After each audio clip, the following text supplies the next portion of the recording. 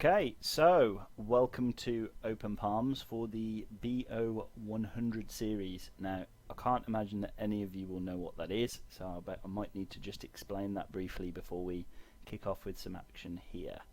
We have two players, Anachronistic and Ceneraii, both 1v1 and team game players who, rather than challenge one another to best of 5 or best of 10 or even best of 50, they thought they'd go the whole hog and go for best of 100. And for the past few days, they've been wading through some of these games.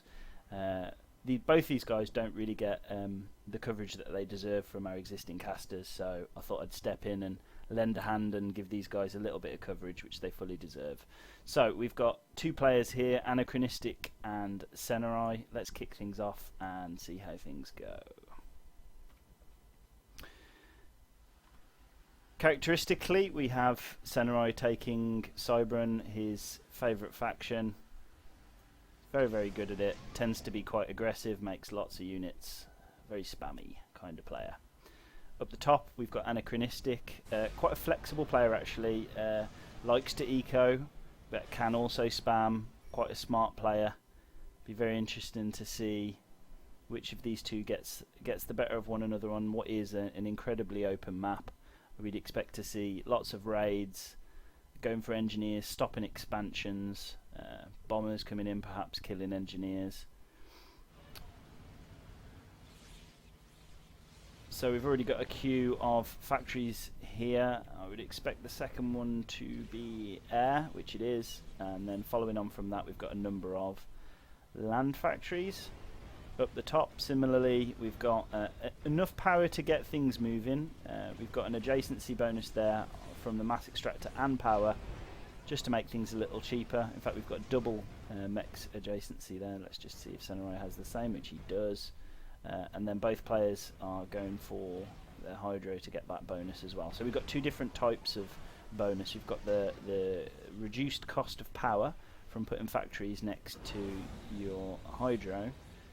And then on this side, we've got both sides. We've got the lesser cost of power from using the hydro, and you've got the lesser cost of mass per unit from building your factories around mass extractor. Something that only started working when FAF came around. It did show as being a feature on GPG, but it never actually worked. So that's one of the great things about FAF. They've actually took this on and they've fixed some problems. So we've got a couple of bombers coming out at the same time and a scout. So again, I would imagine these are going to go for engineers, try to stop expansion, try to stop build power, or the ability to reclaim. So it looks like Anachronistic is going for these engineers here, which he is. A little bit of a dodge there from Ceneraii to save the one engineer, but he can't save the second one. So that's two engineers bombed in succession, and I would imagine he will go around and try and take out some more. Ceneraii is having a little bit less luck by the looks of it, and indeed no engineers lost by Anachronistic. So Anachronistic reacting a little bit quicker and dealing with that bomber. In fact, the bomber from Anachronistic is still alive, albeit I don't anticipate he'll be alive for too much longer. Got a couple of mantis either side going around here, looking for those engineers, looking to stop that expansion that's going to head to the rear of the map there with those mass extractors there. Not so much in the way of raids at the moment from Anachronistic, more dealing with what Ceneraii is throwing at him. So a couple of mantis there. So there's a couple of... That's a reasonably successful raid. Took out a few engineers, slowed down the expansion process, but you've still got the engineer at the back there. So small amount of micro to deal with that from Anachronistic, but nothing too major. Another raiding party here, so it could be that that heads to the rear of the map, and again it's all about stopping that expansion, stopping him taking all the mass extractors available to him, whilst Ceneraii takes, relatively unchallenged at the bottom of the map, takes his mass extractors there. Lots of reclaim on this map, lots of different types of reclaim. You've got trees and you've got rocks, so you'd expect to see some patrol functions and some attack move functions, which indeed we've got there. That's attack move, which is normally the most efficient method of reclaim. Both comms looking to push one side, so you'd expect to see the comm push on the one side and then perhaps the spam move over to the other side just to hold the control. So as we can see, Anachronistic's looking to move into this area and then build a PD to control that area. 8 land factories planned there, so I'd expect to see lots of Mantis and some Medusa, which we've got here, built into the equation with that stun facility. The raid that we talked about earlier has been successful, so not only has he killed the engineer, he's going to stop the factory and kill the engineers, so that will cost time for Anachronistic and more micro to deal with it. He now needs to get some units down there to kill those units or bombers, and he needs to get more engineers down there to take those mass points. It hasn't had a massive impact in the way of economy at the moment, both very much level pegging there. Anachronistic pushing on this side, looking to kill some mass extractors.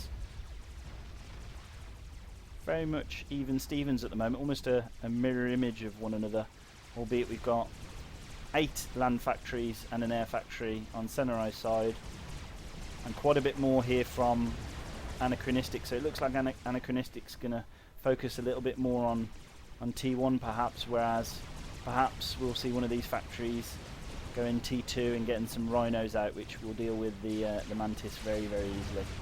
Ceneraii very wisely using his comm, so he's saving his units for a rainy day. And just kill him. Well, he didn't quite kill that mass extractor. 36 health left on that one, and some idle interceptors being taken down there. Bit of a push from Anachronistic. Don't think it's going to be that successful. Take out a few engineers. That will leave some reclaim behind for Ceneraii, which will be quite useful. Similar push on the left-hand side from Ceneraii, but he's realised he hasn't got anywhere near enough, so he's retreating, and Anachronistic's managed to lay down a PD which will stop Mantis from getting past that particular point. So Ceneraii will have to make some Medusa if he wants to take out that PD. Anachronistic successfully took this particular part of the map, and I would expect to see him start to push in and control more of the map. At the moment it seems like Anachronistic is getting on top, and indeed if we look at the economy, it looks like Anachronistic is getting the better of it. I would expect to see some mass extractors getting upgraded soon. Got a T2 factory over here, so we'll see a couple of engineers perhaps, and then some rhinos coming out, which will make very, very short work of those Mantis. Lots and lots of Mantis over this side of the map, over the right hand side of the map, which could start to pose a problem for Ceneraii. But interestingly, you can't overcommit units to the right hand side of the map because Anachronistic is looking to push on the left hand side of the map, so that's quite an interesting point, and he stops the expansion there.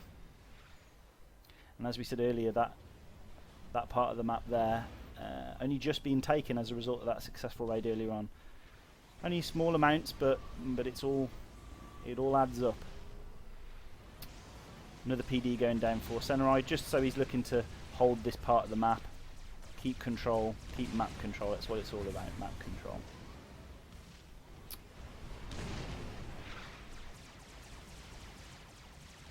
From the way things look at the moment, Anachronistic very much looking the more dominant, more units on the field. A couple of mass extractors going up to T2. Ceneraii already has one, which is good news. What's this we got over here? So okay, we've got a Deceiver. Got a Rhino coming out. Rhino will be to deal with some of those Mantis. And it'd be interesting to see what else he builds there. Something to deal with these hordes of Mantis that Anachronistic's building, which, if mixed with some Rhinos, perhaps even some Vipers or some longer range units to take out the point defense. So we've got T2 point defense and T1 point defense there. That could really cause Ceneraii some problems on the right hand side. So Ceneraii is very much looking up against it here. That's very interesting. He's made fire beetles. Ceneraii is well known for this, making fire beetles which have an incredible amount of damage, and he's very efficient at killing comms. So even though it might appear that Anachronistic's in charge here, if he manages to land those fire beetles, then that could be the end of this game. Nice function of the game used there by Anachronistic, upgrading his comm using the build power from Mantis. It's a feature that especially newer players to the game don't realise they have. It's very useful. The build power isn't as good as an engineer, but it's certainly good from the point of view of getting upgrades done without having hordes of engineers. And as you can see there, there's a few Rhino. Hasn't quite microed them, but it has survived. So he's managed to take out 5 Mantis and get away. 3 Mantis with the other Rhino. Anachronistic looking to lay down some point defense, just control this area. If he gets that down, he's got the range of the point defense. DPS isn't that great with Cyber and T2, but he's got the range, and then he's got the units as well, so I would expect to see that win that battle.